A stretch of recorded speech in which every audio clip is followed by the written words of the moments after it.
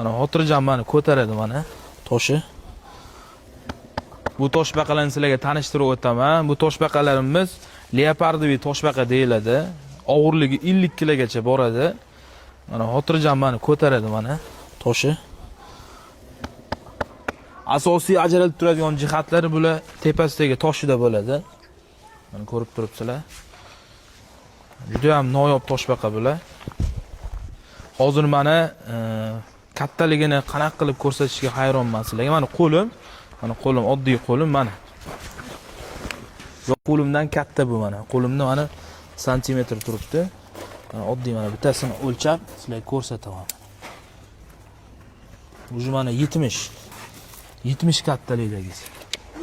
Bu yerda har xil razmerlari bor. Mana bunisini ham o'lchab ko'ramiz. Mana bunisi esa mana uji mana 80 ga borib qoldi mana. 80 ekan. O'g'lim ham bu toshbaqalarni minib yuradi. Buni videoda ulab ketaman, ko'rasizlar.